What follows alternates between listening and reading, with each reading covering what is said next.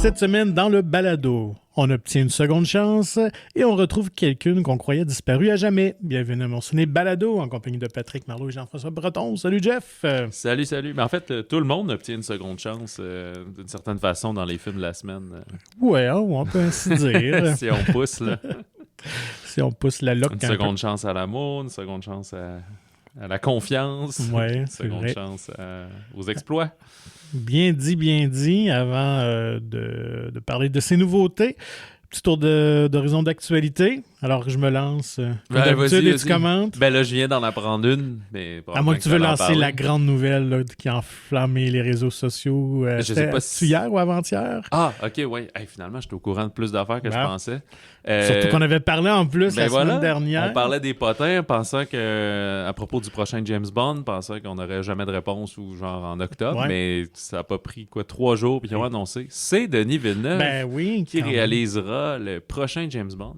Est-ce que tu sais un peu plus, par contre, le timetable, quand est-ce que ça serait? J'imagine qu'il fait Dune avant. Ah oui, ça c'est certain. Il doit commencer à entrer dans le projet. Qu'est-ce qu'on fait? Avec qui? Rentrer dans le processus. C'est ça que j'ai hâte de voir parce qu'il n'a pas été confirmé comme scénariste. Mm-hmm. Mais j'ai l'impression qu'il va avoir son mot un peu à dire sur la direction que l'histoire va prendre, là, logiquement. Peut-être même au niveau du casting. Je ne sais pas si on lui a présenté quelques choix potentiels pour le convaincre. Timothée.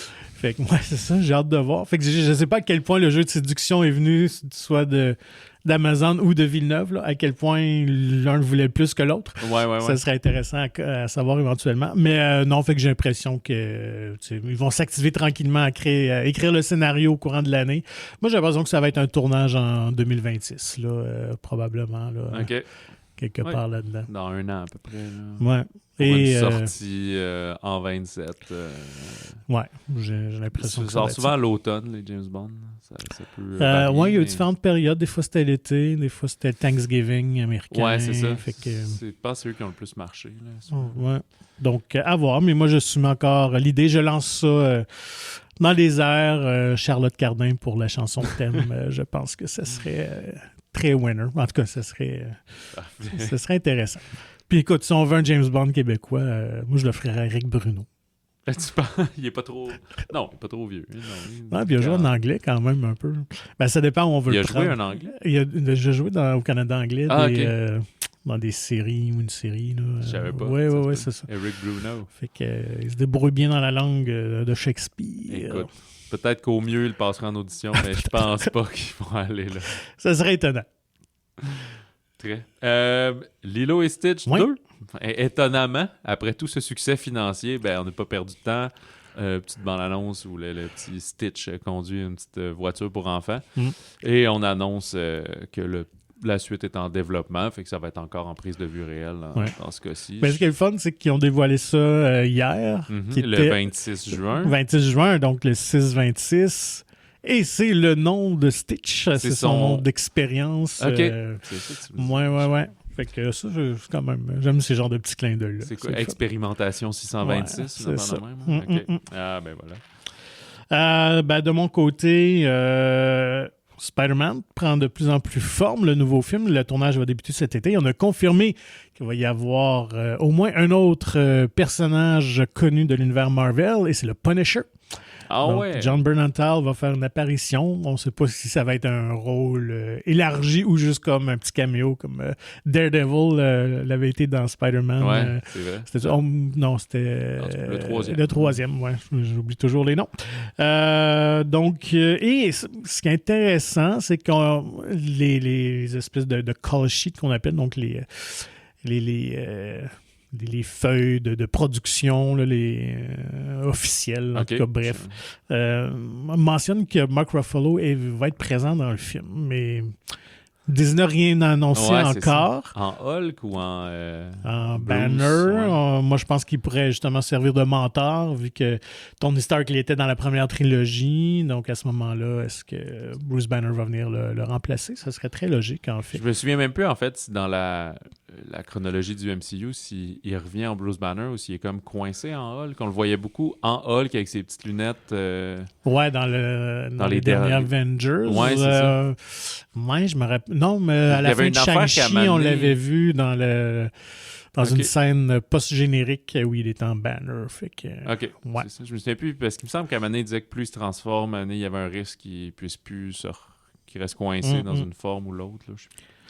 Fait que j'ai hâte de voir, surtout avec Punisher quand même, qui on sait que Bernenthal souhaitait qu'à l'époque, quand ils ont reparti les nouvelles séries là, qu'on retrouve sur la plateforme de Daredevil, voulait garder ce côté-là très intense et violent, en plus de la vision de Netflix. Donc, ça va être drôle de voir comment on va jumeler le personnage de Punisher dans l'univers beaucoup plus familial de Spider-Man. C'est pas un univers qu'on s'attend à avoir du sang. Ouais, fait que à suivre. Donc, puis sinon, ça fait quelques fois qu'on en parle de ce fameux reboot de Highlander avec Henry Cavill. Là, on a confirmé qu'il jouera son mentor, qui dans l'original était joué par Sean Connery, de ce personnage de Connor McLeod. Ça va être Russell Crowe qui va reprendre. Mais on ne sait pas si c'est les mêmes personnages qui reprennent. Fait que ça, c'est pas encore clair. Est-ce que c'est juste comme une sorte de réinterprétation ou vraiment un reboot avec les mêmes personnages? Bref, à suivre. Est-ce que tu te souviens qui réalise? Tu as annoncé? Oui, c'est Chad Stahelski de John Wick. Quand même. Fait que je pense que ça peut être intéressant. Faut dire que le premier n'est pas un grand film, mais il y avait quand même un esthétisme assez léché pour un film de série B, avec la musique de Queen, entre autres aussi. Quand tu auras l'occasion, tu regarderas ça. J'ai jamais vu. Puis je sais que, en fait, pour les mauvaises raisons, le 2 est encore plus iconique parce que c'est un des pires films du monde. Là. Ouais, c'était comme un gros navet qui était fascinant à regarder. Mais l'original tient encore son bout. Puis c'est surtout la mythologie quand même entourant l'univers des Highlander, où c'est des espèces des créatures, en fait, des gens d'extraterrestres, finalement, là, qui sont immortels.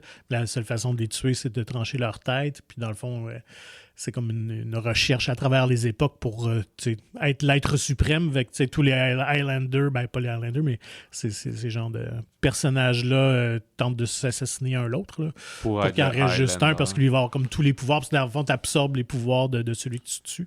Fait que c'est quand même intéressant. Là. Fait que j'ai hâte de voir ce que Chad Stahelski, effectivement, va pouvoir apporter à cet univers-là. Dernière nouvelle, sinon, on avait parlé aussi il n'y a pas trop longtemps de Lalo Schifrin, qu'on a fait notre spéciale Mission Impossible, qui était le compositeur du fameux thème. Oui. Il est décédé finalement à 93 ans de pneumonie. Fait quand même, c'est un gros morceau qui a marqué la culture populaire. Encore, je ne crois plus. Je n'ai pas remarqué son dernier crédit officiel, mais juste souligner quand même qu'il y a eu 6 nominations aux Oscars à travers sa carrière, connu entre autres, plus pour la télévision, mais quand même au cinéma, avec les bandes sonores de Dirty Harry, en fait de plusieurs des films de Dirty Harry, de Bullet, Steve McQueen et Enter the Dragon de Bruce Lee quand même. Fait que lui, c'était, je dirais, la grosse période, c'était beaucoup les années 70, où son style musical mélangeait un peu du jazz avec du rock. Non, il y a comme un côté quand même plus guitare électrique un peu là, qui détonnait avec la musique plus traditionnelle hollywoodienne. C'est peut-être une inspiration de Hans Zimmer aussi. Pas impossible. On en parlera bientôt de Hans Zimmer, et lui aussi est plus d'une corde à son arc dans ses... Est-ce qu'il va rejoindre Villeneuve sur le James Bond? Ça va être à voir aussi. Peut-être, c'est peut-être sur sa bucket list. L'as-tu fait? Non. Je ne crois pas. Non, c'est pas lui qui faisait quand c'était Sam Mendes. Non, je pense pas. J'ai bonne mémoire. Bonne annonce. Une qui me donne vraiment goût de le voir. Est-ce que ça sera son film peut-être le plus accessible? Le nouveau Yorgos Lanthimos, Bugonian. Ouais, avec Jesse Plemons, Emma Stone. On retrouve des visages connus. Ça a l'air intrigante histoire. Plemons avec un autre a l'air de manigancer pour kidnapper Emma Stone, qui joue une espèce de... pas Magna, mais quelqu'un qui est à la tête d'une grosse compagnie, là, qui est connu publiquement et tout, là, qui est présent sur les réseaux sociaux et tout. Puis là, on ne comprend pas trop pourquoi il veut la kidnapper et tout, ce qui semble réussir. Puis un peu à la fin de cette espèce de teaser là, d'à peu près 1 minute et demie, il révèle comme à son ami « Ouais, je le sais que c'est une extraterrestre, là, les signes sont apparents, sont clairs. » Comme, OK, on est dans genre la conspiration et la folie un peu, là, voire, je sais pas si on va dans la schizophrénie et tout, mais ce côté de lubie là, et de folie, de je vais te purifier, etc. Fait que bien curieux de voir ça va être sûrement agréablement désagréable. Là. Des fois, ces films, là, ils ont ce sentiment de malaise ou de mal-être là, dans sa manière de mettre en scène qui est comme, je sais pas, à la fois froide et chaleureuse, là, parfois. Là. Fait que, bien curieux. On annonce octobre. Il n'y a pas de date précise. J'imagine qu'ils font souvent des sorties, comme j'appelle, plateforme. Comme on appelle plateforme, je dis à l'occasion. Là, fait que à chaque semaine, on ouvre de plus en plus d'écrans. À suivre. Bugonia. Tant plus que c'est un remake d'un film coréen. Donc, c'était Save the Green Planet, une comédie satirique coréenne.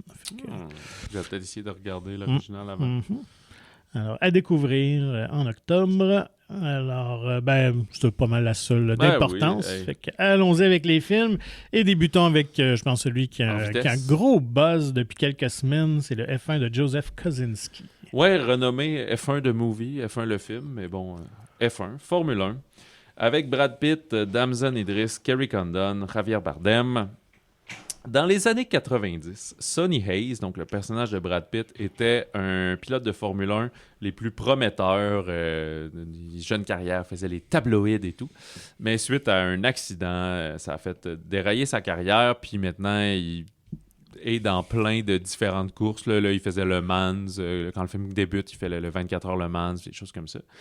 Et son ancien partenaire, coéquipier, qui lui a eu sa vie en Formule 1 et tout, est maintenant à la tête d'une compagnie, d'une écurie de Formule 1, Apex GP, en tout cas, APX, machin. Et ils sont la risée là, de la Formule 1 après 2 ans. Je pense qu'on est dans leur 3e année, on est à la moitié de la saison. Ils ont toujours un peu comme Barre, finalement, de Jacques Villeneuve. Ah ouais, c'était ça, je me souviens pas. J'écoutais pas ça, la Formule 1. Ça va faire partie d'ailleurs de mon appréciation, quand dire.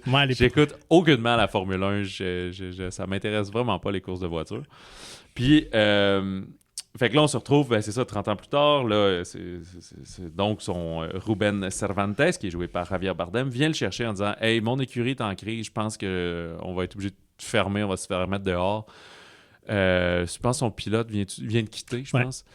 Puis il dit « J'ai un jeune pilote très prometteur, donc joué par Idriss, mais il a besoin d'encadrement et de sagesse. Fait que je vais te chercher toi, même si tu es un wash-up qui a pas mis le pied en Formule 1 depuis 30 ans puis que tu as une 50aine d'années. » Mais viens le mentorer, puis il faut que ça devienne du travail d'équipe, puis sauvons la carrière et l'écurie. Le but, ils doivent au moins gagner une course pour pouvoir poursuivre leur aventure sur les circuits. L'année suivante, c'est ça. Sinon, ils vont comme nous forcer à nous faire vendre, parce que là, c'est la risée pour la ligue de la Formule 1, finalement. Fait que, sauf que les deux sont un peu des poulains sauvages, et peut-être qu'on va réaliser que... Idriss, le jeune, Damson Idriss, son personnage, Joshua Pierce, est pas mal comme quand Sonny était jeune, un peu plus fougueux avec cette drive-là. Sauf que le jeune, lui, est plus dans les médias sociaux, l'apparence, l'image. Il faut que je pense à mon prochain contrat et tout, son entourage qui est avec lui, tandis que t'as ton Sonny Hayes qui lui fait son jogging sur la piste de course, puis s'entraîne à l'ancienne avec des balles de tennis pour faire ses réflexes. Fait qu'il y a un petit côté... Il vit dans une van, fait la van life. À défaut d'avoir de l'argent, parce qu'on comprendra qu'il n'a pas été un bon gestionnaire de ses avoirs financiers et tout. Fait que c'est pas un personnage parfait non plus. Voilà, c'est définitivement le premier film de Formule 1 aussi intense et immersif avec cette volonté-là. Tu l'as mentionné, c'est Joseph Kosinski. Il vient, on est 4 ans après qu'il nous ait présenté Top Gun Maverick, qui avait aussi ressuscité la franchise, qu'on pensait impossible. Ressusciter la franchise. Ça a créé une franchise de ce fait en faisant une suite, mais bon, pensait impossible de faire une suite à Top Gun. Il est arrivé, des effets patents, on va au naturel, embarque dans la folie Tom Cruise.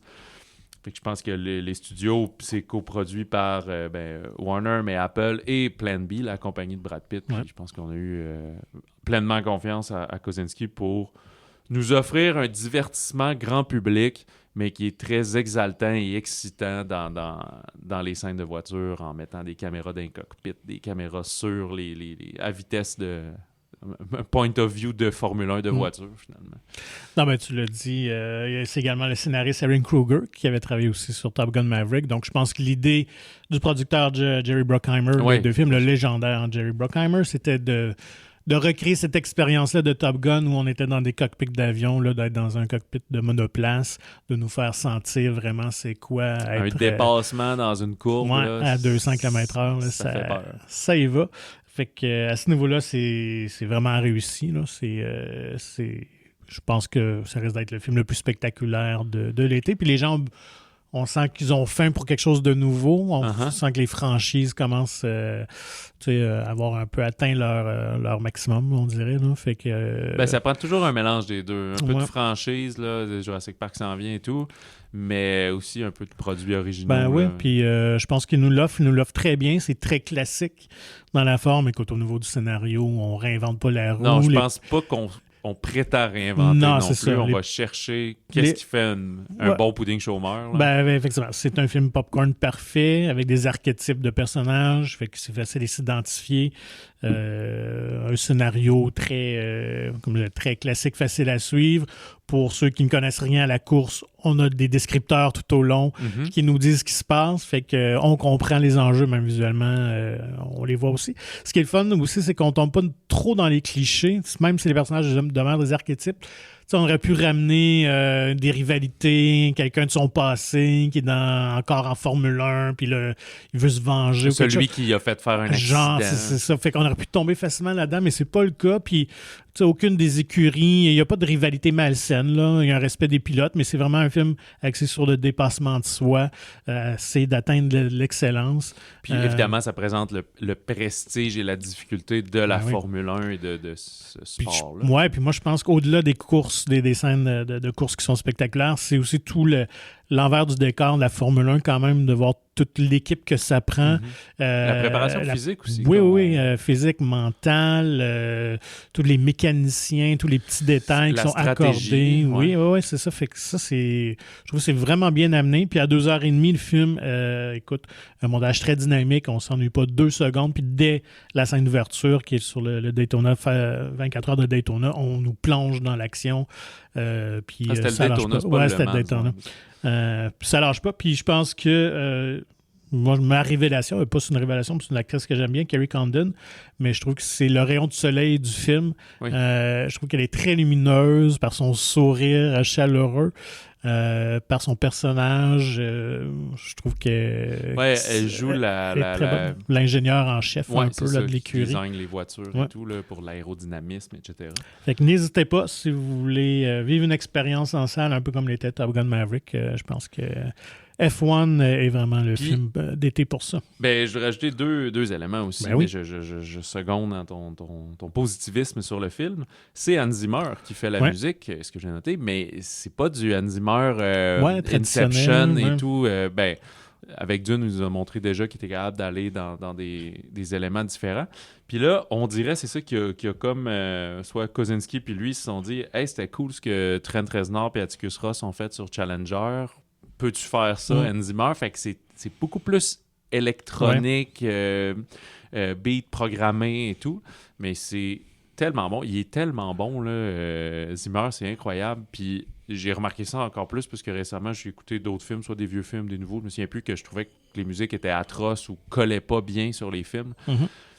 Puis je ne sais pas si c'est des chansons, des pièces que j'écouterais comme ça, mais il comprend bien le film, ce que les scènes veulent développer, puis la musique est vraiment au service du film. T'sais. Puis comme sûrement John Williams et tous les autres grands étaient, c'est juste que c'est plus maintenant que je porte plus attention à ça, mettons.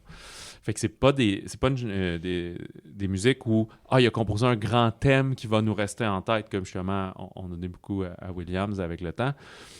Mais ça marche tellement bien dans le film, l'énergie et tout, fait que ça paraît que c'est un grand nom. Il y a, je voulais mentionner aussi, c'est ça, j'ai haï ça, les courses de char, mais pourtant j'ai adoré le film, je pense plus que toi même, mais je suis un gros sucker des films de sport. Ça, c'est sûr que ça me gagne, fait l'arc narratif des personnages, la trompe, à un moment donné, je vois ce côté, comme tu dis, du dépassement de soi et tout, je viens par le ressentir de genre, j'aimerais tellement ça pour lui qu'il réussisse.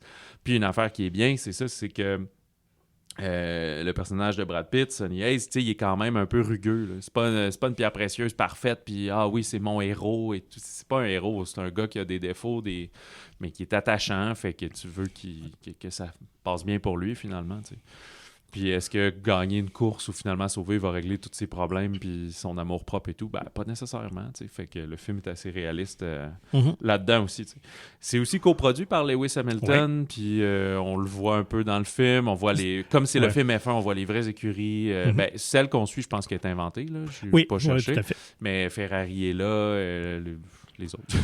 Les autres, je sais pas c'est quoi. De Mercedes, entre autres, celle d'Hamilton. D'ailleurs, c'est drôle, toute l'histoire entourant ça, parce que on s'est servi un peu d'Hamilton pour faire les ponts avec la FIA, l'association là, qui gère les Formule 1, le circuit.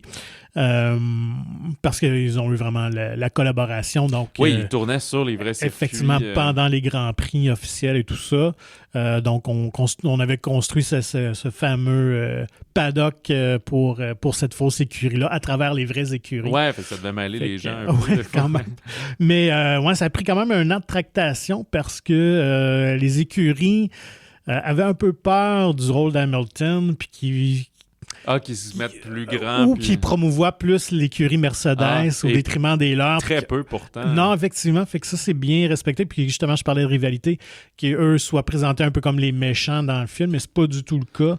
Puis même si Hamilton, on le voit à peine, est quand même présent dans la séquence, dans la dernière course. Il s'est gardé un beau rôle, mais on le voit pas quand même. Non, mais c'est correct, c'est bien amené. À un moment donné, sans brun, si tu finis par batailler pour une première position, tu vas batailler avec le deuxième. Puis c'est quand même le visage de la Formule 1, fait que surtout pour les Américains, je pense que avec lui. Oui, parce que comme c'est assez...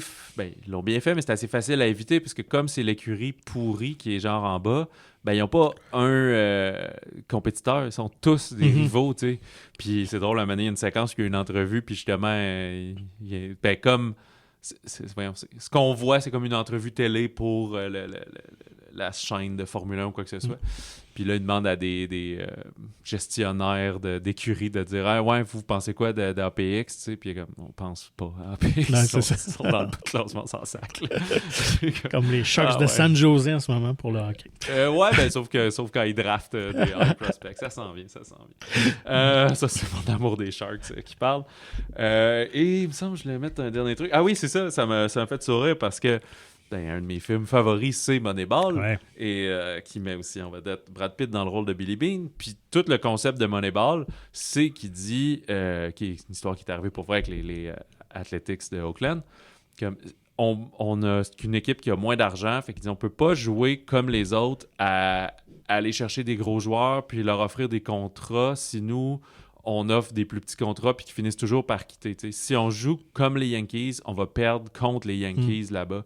Puis au début, il y a une affaire qui dit exactement comme ça. Puis les autres disent « faut prendre les mêmes stratégies que les autres, c'est ça la stratégie qu'il faudrait prendre. » Puis vu que leurs voitures sont un peu moins puissantes, il est comme si on fait les stratégies qu'eux ils font, ils vont nous battre avec ces stratégies-là, il faut penser différemment. Puis c'est comme c'est le même gars qui dit la même phrase dans un film de sport 15 ans plus tard. C'était absolument voulu, je suis certain. Probablement, oui, c'est ça. Qui avait un petit clin d'œil à Moneyball.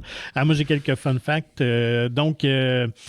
Le film a coûté, on dit 200 millions, mais ça doit être pour, on parle jusqu'à 300 millions, mais en même temps, la production dit qu'on a récupéré beaucoup de sous à cause des commandites, parce que Dieu sait qu'il y a de la commandite au pouce carré sur l'écran. On n'a pas le choix de toute manière, parce que c'est la réalité. Tu parlais des Sharks San Jose, mais c'est chose à part, mais tu sais, comme eux-mêmes, la fausse écurie APX, ils ont leurs vêtements, fait qu'ils ont des commanditaires. Fait qu'il y a Shark, qui est une compagnie d'aspirateurs, je me souviens bien, puis Ninja, les robots culinaires, puis tout. Mais c'est là tout le temps. Chaque fois que tu le filmes, tu vois ça sur son casque. Fait pas besoin de commanditer de la vraie Formule 1, commanditer notre film qui va être vu par je sais pas combien de... je pense millions de personnes, mais centaines de milliers de personnes. Je pense qu'il y a beaucoup de commanditaires de Formule 1 qui sont aussi là qui ont dû payer de l'argent parce que... Est-ce que j'ai calculé vite, mais il va être vu par des millions de personnes. Oui, certainement. Oui, c'est ça. Fois 10$ à peu près. Brad Pitt aurait reçu à peu près 30 millions pour sa participation au film. Plus sûrement une petite cote de producteur, si ça se passe bien. Là, effectivement. Donc, Brad Pitt et Damson Idris, allez-y. Tu sais, c'est beaucoup, mais c'est quand même raisonnable sur un film qui coûte 250, 300 millions, 30 millions, tu sais. justement, de dire si on met autant d'argent dans le film, puis si c'était pas lui, ça dépend c'est qui le comédien. C'est sûr qu'Henry Cavill, il a un drôle de physique pour faire la Formule 1, là, mais un autre gros nom aurait pu marcher, mais le film serait pas aussi intéressant si c'était un acteur B, un peu, là, mettons. On veut son charisme, on veut le voir, puis je pense que ça va aider beaucoup au succès du film. Brad Pitt est intemporellement populaire. Puis avec Tom Cruise, c'est comme parmi les dernières grandes vedettes encore, là, qui leur charisme séduit encore puis qui ont leur public. Puis en plus, c'est commis, il faut le dire, parce que Brad Pitt donc, a vraiment conduit des voitures. Ce n'est pas des Formule 1, c'est une Formule 2 modifiée par Mercedes, justement, avec ceux qui ont aidé à la construction de la voiture. Donc lui et Damson Idris ont conduit, mais ils n'ont pas conduit pendant les courses. Donc tous les éléments de course ont été rajoutés par des effets visuels de post-production. Par contre, dans la version qu'ils ont fait, c'est qu'ils ont... Qui était à circuit fermé? En fait, je pense qu'une fois que la course était terminée, je pense qu'ils gardaient les gens en place et tout ça, puis là, ils tournaient justement juste les deux comédiens avec leur Formule 2, puis après ça, ils ont intégré ça à des éléments de course. Oui, puis tu sais, des fois, je veux dire, tu as des vues aériennes, là, c'est assez facile de mettre un pilote cascadeur. Oui.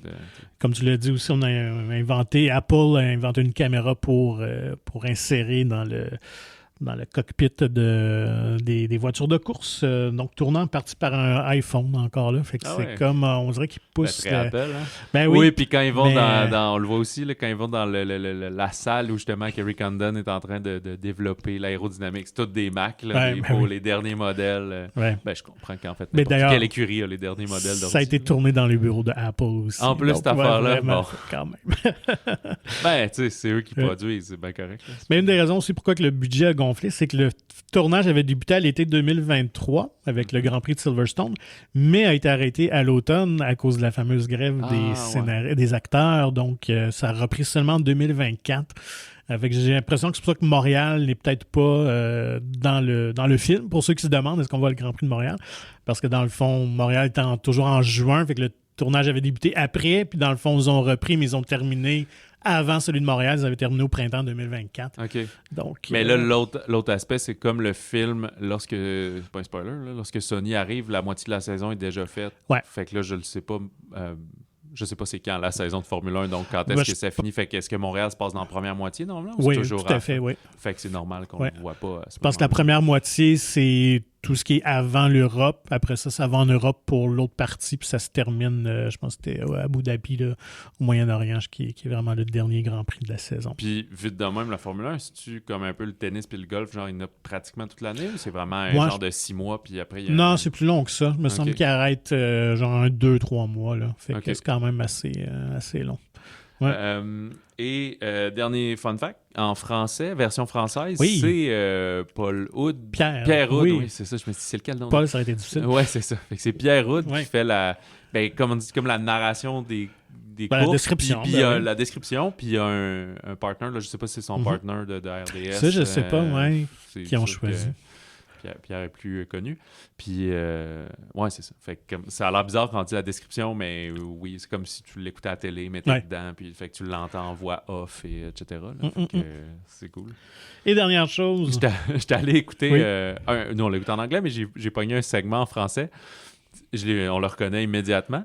Mais c'est comme un peu drôle parce que lui, il parle comme on l'entend toujours parler, comme on l'entend faire la description, une espèce de... ce qu'on pourrait dire une forme de français radio-canadien, léché pour la télé, faire la description. Mais après, t'entends comme les pilotes qui se parlent, puis l'équipe là, avec leur petit micro-casque, puis tout. Mais eux, ils parlent en espèce de... Tu sais, c'est doublé au Québec, mais ils parlent pas en québécois, genre hey, « Vas-y, Sonny, tabarnouche! » c'est pas ça. Fait qu'ils parlent vraiment « Allez, je dois le prendre. Ah oui, j'attaque à l'épingle! » Genre comme toutes les traductions, là. J'écoute un genre de français qui n'existe pas. Ouais, c'est ça. Mais Pierre, lui, est comme on le connaît, fait que ça... Il y a un petit clash. Ouais, c'est ça, mais en même temps, c'est plus chaleureux. Puis je dis pas ça pour juger les films en français ou quoi que ce soit. Là. Si on doublait aucun film, on n'en verrait pas, là, ou très peu, là, genre pour la plupart. Là. C'est juste, ça me faisait sourire.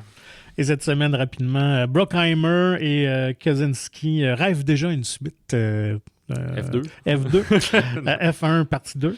Et il voudrait intégrer, parce que Bruckheimer est quand même le producteur de Days of Thunder, le fameux film de course de Tom Cruise sur NASCAR. Tom Cruise dedans. Et effectivement, donc on l'amènerait dans le décor.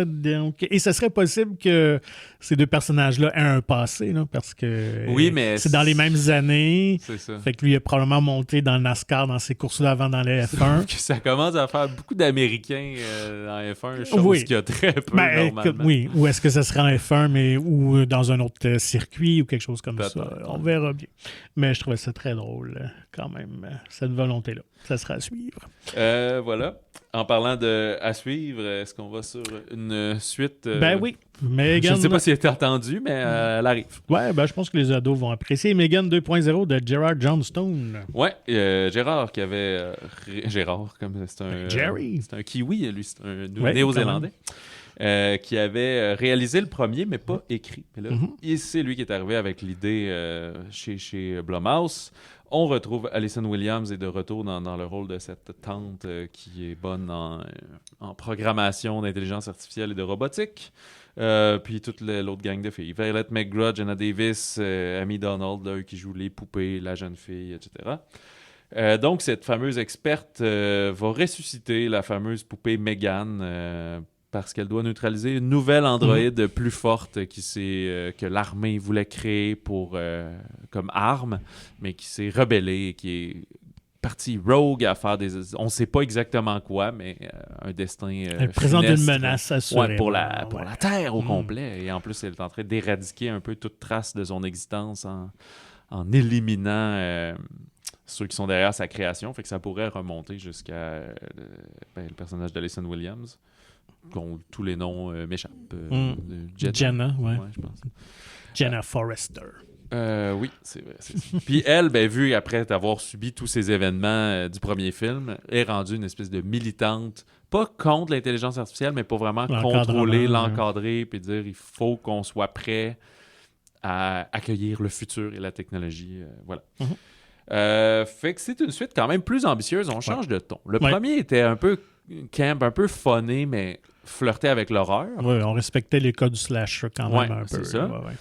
Mais pour ados, fait que c'était quand même doux dans ses kills et son approche. Là, on dirait qu'on a adouci ça puis qu'on a mis plus de Coco Bongo funny robot. Là. Ouais. Fait plus science-fiction, je dirais. Ouais, c'est ça. Horreur, il y a parce énormément... qu'il n'y a pas de jumpscare. Non, puis il y a énormément de scènes d'exposition de charabia technologique et d'intelligence artificielle. Beaucoup de plans. Ouais, c'est ça. On est toujours en train de faire un plan, on l'exécute, ça se passe mal, on refait un plan, on l'exécute. Fait que c'est ça la drive du film. Les choses empirent à chaque étape. On se fait kidnapper, on libère, c'est l'autre. Es-tu avec moi? T'es-tu contre? On doute toujours de Megan. Est-ce qu'elle a un agenda secret ou vraiment elle va nous aider puis elle veut protéger Katie, la petite fille? Je sais plus. Voilà, fait que c'est ça. Très chargé, très ambitieux. On va à plein d'endroits dans une convention technologique, dans des gros bureaux, pas de bon sens, avec des leaders mégalomanes, etc. Film très drôle. Moi, j'ai l'impression qu'ils se sont inspirés beaucoup de Terminator 2 parce qu'on a justement Megan qui joue un peu à Alan Arnold, qui devient le nouveau T-800, et on a un T-1000 qui est le super robot. Beaucoup de références à Steven Seagal aussi, à ses films Above the Law puis Hard to Kill, entre autres, parce que Katie a suivi des cours d'aïkido. Je me demandais justement, Gérard, puis il est un peu plus vieux que je pensais, il y a plus ton âge, il est en 76. Ouais, carrément mon âge. Donc voilà les références, justement. Parce que même moi, je sais c'est qui Steven Seagal, mais je suis un petit peu trop jeune pour l'avoir apprécié. T'sais. Moi, je suis vraiment Arnold, Sylvester, des amis certains Van Damme, moi, ça m'a moins touché. Là, mais c'est ça, Seagal, c'est un petit peu quelques années plus vieux. Ouais, puis en même temps, ça a été de courte durée. Il était comme très in 4-5 ans, puis après ça, il est tombé rapidement dans les direct vidéo. Pas très apprécié non plus. Non, je pense qu'il a l'air d'être vraiment un connard. C'est ce que je comprends. Fait que bref, fait qu'il faut saluer l'audace. C'est un film très différent. Je pense qu'il s'adresse vraiment aux ados. Là, on s'en cachera pas. Fait que je pense qu'eux vont sûrement y trouver leur compte. Est-ce que ça va devenir aussi viral que le premier? Parce que le premier est comme sorti un peu champ gauche de nulle part. À cause de TikTok, ça crée de l'engouement, puis c'est devenu un des gros succès quand même de l'année. Puis ce qui est arrivé aussi, c'est comme plusieurs films, le premier est sorti genre le 6 janvier, tout de suite après le congé des fêtes. Fait qu'il y a été un phénomène dans cette période-là. Et là, c'est le classique de plus gros, plus fort, plus grand. Et on sort ça en plein milieu de l'été. Saison du blockbuster, fait que c'est all-in. Là, fait que on avait vu ça, Deadpool avait fait ça, premier gros succès surprise à Saint-Valentin, Deadpool 2, plein milieu de l'été. Puis ça a fait, ça a pas fessé aussi fort qu'on pensait. Le 3, vraiment beaucoup, parce que le temps a passé. Là. Mais c'est une formule assez classique de se transporter à l'été en pensant qu'on va défoncer des portes à coups de pied. Mais avec un budget de 20 millions, le risque est très minime. C'est la recette Blue Mouse, c'est ça. Content de voir qu'Alison Williams est productrice du film. Fait qu'elle prend les rênes de ce rôle-là.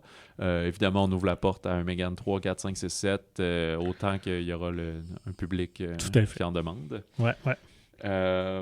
Voilà. Fait que s'il en est un, c'est bien un film où on se met le cerveau à off, on n'essaie pas de défier les logiques du film, puis on apprécie la baston puis les répliques cheesy, là, mettons.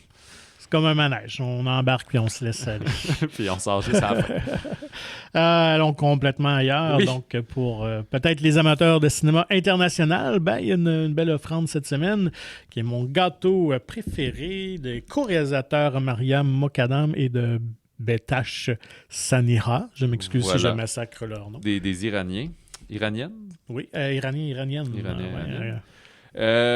On va suivre Mahin, qui a 70 ans et qui vit seule à Téhéran, donc est veuve depuis plusieurs années. Ses enfants ont quitté l'Iran. Elle les voit plus très, très souvent. Puis, on ne s'apprend rien qu'en Iran, il y a beaucoup d'interdits sur tout ce qui est tout ce qui est personnel, en fait.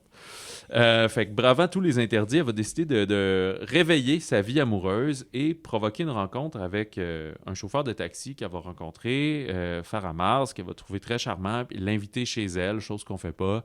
Et ils vont se mettre à vraiment dialoguer puis parler de leur intimité, de leur vie personnelle, de leur solitude, de si c'était mieux avant, etc. Et tout ça va nous mener jusqu'à, je dirais quand même, une chute assez surprenante dans ce film-là. C'est pas juste, c'est pas une comédie romantique, là. On n'est pas dans ce drame. Drame social. Oui, c'est ça. Un peu sentimental, là. C'est pas lourd, mais tu l'as bien dit quand même avec une fin assez étonnante. Moi, ce que j'ai aimé, c'est un film très contemplatif qui fait peut-être penser à du Robert Guédigan ou même du Éric Romer pour les plus vieux. Là. Fait que c'est un film de dialogue, on parle beaucoup. Souvent, pour une bonne partie, c'est un huis clos. Là. Après toute la dernière heure, ils sont dans sa maison. Puis... Mais ce que j'ai trouvé fascinant, c'est vraiment la vie au quotidien à Téhéran. D'une bonne femme aussi, quand même quelqu'un d'assez âgé. Fait que c'est intéressant de voir tout ça, justement à quel point elles sont contrôlées, plus que les hommes, on s'entend.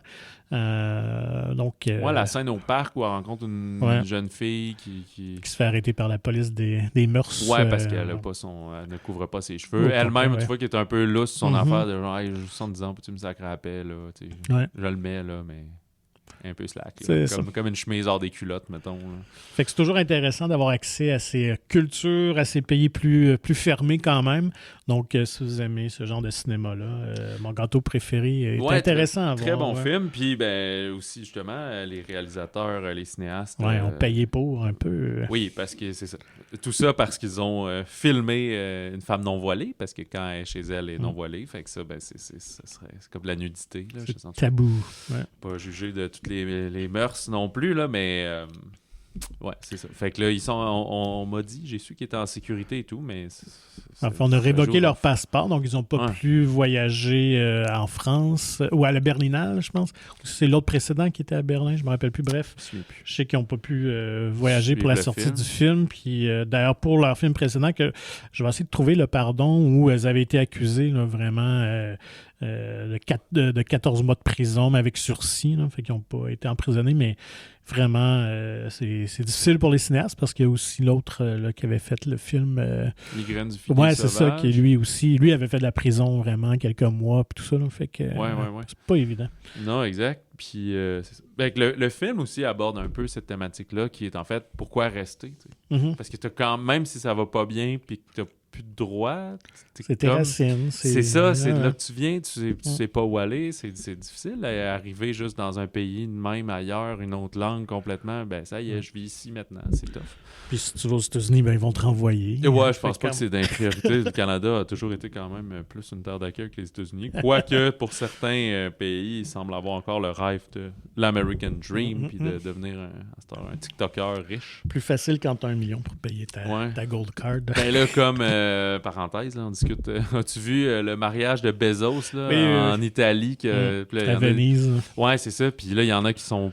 Ça a coûté 50 millions. Ils louent des hôtels complets pour que ses invités... Puis c'est un mariage de 250 personnes. Là. C'est pas, on en fait aussi au Québec, des mariages de 200 personnes quand même. Ça coûte une bonne facture aussi. Plus du 50 000 que du 50 millions. Mais c'est ça, fait qu'il a comme paralysé la ville. La plupart trouvent ça de la merde, là, quand j'ai vu des topos aux nouvelles, mais certains sont comme « Ah, ben, ça rapporte de l'argent, puis tant mieux. » Mais ouais, c'est divisé, fait que... L'American Dream, voilà. Ça, c'était notre commentaire. Oui, politique. C'est ça, puis après, qu'ils se proclament des self-made men, là, puis t'es comme « Ouais, ben c'est toujours bien parce que la moitié de la Terre achète des cochonneries sur ton site que t'es riche de même, là, c'est pas juste grâce à toi, là. » Eh bien, c'est tout pour cette semaine. Il y a des gros films qui sortent dans les prochaines semaines, mais tu fais exil. Ben oui, quand même. Faut prendre des vacances, il faut se reposer un petit peu. Alors, on va revenir dans 2 semaines. Ouais, 2, 3, dans 3, voilà, 3, ouais. On fait pause 2 semaines, on revient le 18. 18 juillet. Ouais, c'est ça. D'ici là, on fera un retour sur les films, mais les grosses sorties, il y a le Monde Jurassique, la Renaissance, donc Jurassic World Rebirth, qui sort le mercredi 2 juillet. Malheureusement, on ne l'a pas vu encore, sinon on l'aurait abordé aujourd'hui, mais c'est pas le cas. Il y a Menteuse qui sort le mercredi 9 juillet, donc la semaine suivante, que j'ai vu. Ouais. Je touche du bois, je devrais avoir une entrevue avec l'équipe, fait qu'à ce moment-là, je sortirai autour de la sortie du film, avant qu'on se retrouve dans les épisodes réguliers. Et il y a le très attendu aussi Superman qui sort le 11 juillet de James Gunn et plein d'autres contre-programmations au travers de ça. Puis le 18 juillet, il y a beaucoup de sorties aussi, fait que ça se peut que ça nous fasse un épisode costaud à ce moment-là, à notre retour. Moi aussi, je vais avoir des vacances plus tard à l'été. Pas encore certain, mais en tout cas, on reviendra pour au moins 1 semaine ou 2. Et voilà, fait que d'ici là, quand même, écrivez-nous balado@monciné.ca. Moi, je vais répondre. Et suivez Magazine Mon Ciné sur Facebook et Instagram. Et procurez-vous gratuitement le magazine Mon Ciné, disponible en version numérique ou physique dans votre cinéma favori de la province. Visitez le monciné.ca pour plus d'informations. Ben oui, vous pourrez suivre mon entretien avec T-Rex pour Jurassic World. Oui, c'est ça. Donc, j'ai eu l'occasion de lui jaser. Ouais, t'as pas pu parler aux nouveaux super dinosaures qu'ils ont créés. Non, lui... il est trop farouche. Non, c'était juste média sélectif. Il est trop big. Là, fait que... Certains disent que c'est le Steven Seagal des dinosaures. On n'aime pas travailler avec. Ben, sur ça, on vous souhaite bon cinéma, bon popcorn. Et puis, si votre Wi-Fi se met à vous faire des menaces, là, changez pour une autre compagnie.